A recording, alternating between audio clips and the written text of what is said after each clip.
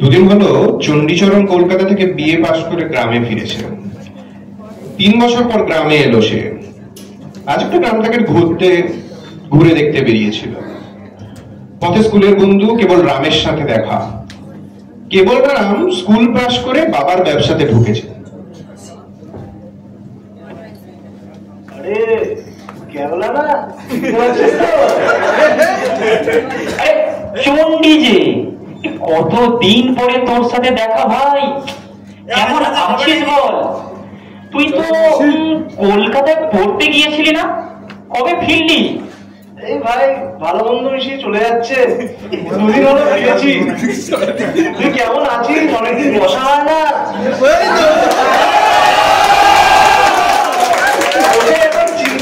চিন্তা লাগছে কেন? হে ভাই, অনেক জটিল ব্যাপার। সম্পর্কের জালে জড়িয়ে যাওয়া যে কাকে বলে তাই আজ টের পাচ্ছি। কি হয়েছে তুই সব খুলে বল ভাই।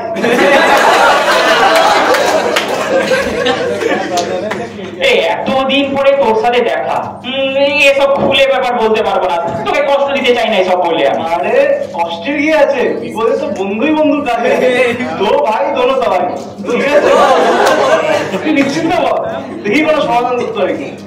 দেখ ভাই, তুই কেন, আমার বাপও এই সমস্যার কোনো সমাধান করতেই পারবে না। আরে তুই বল না, আমি শুনি তো। অগত্যা শোন তাহলে, তোর ইচ্ছা। এই 2 বছর হলো আমি একজন বিধবা মহিলাকে বিয়ে করেছি।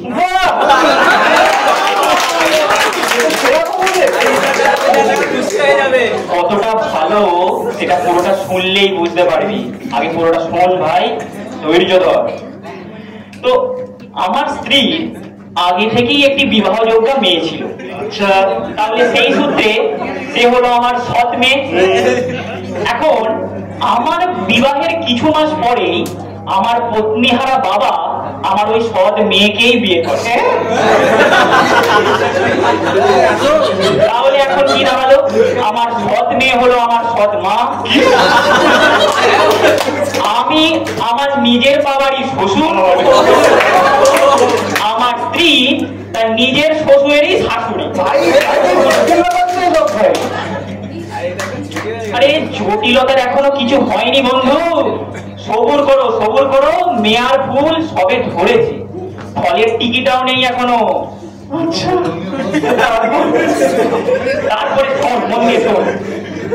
এর 1 বছর পর আমার বাবা আর আমার সৎ মায়ের একটি ছেলে হয়। তাহলে হিসাব করে দেখ, সেই ছেলেটি হচ্ছে আমার ভাই, কারণ সে আমার নিজের বাবার ছেলে। যেহেতু সেই ছেলেটি আমার স্ত্রীর মেয়ের ছেলে, তাই সেই সূত্রে আমার স্ত্রী সেই ছেলেটির দিদিমা, আর আমি আমার নিজেরই ভাইয়ের দাদু।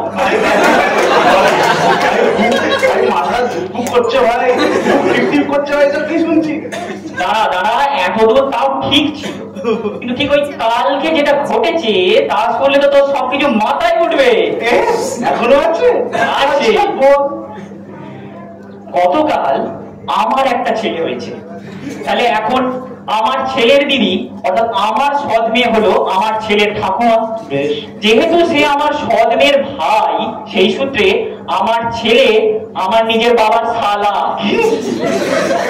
আমি আমার নিজের ছেলের ভাগ্নে, আমার স্ত্রীর নাতি তার নিজের দিদিমার দেওর, আমার মেয়ের ছেলে নিজেরই মায়ের কাকা, আমার স্ত্রী আমার নিজের দিদিমা।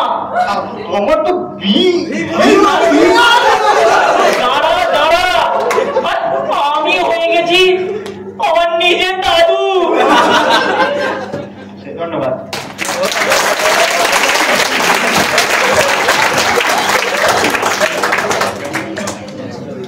অশিসদা এবং দেবজিৎ দাকে অনেক ধন্যবাদ।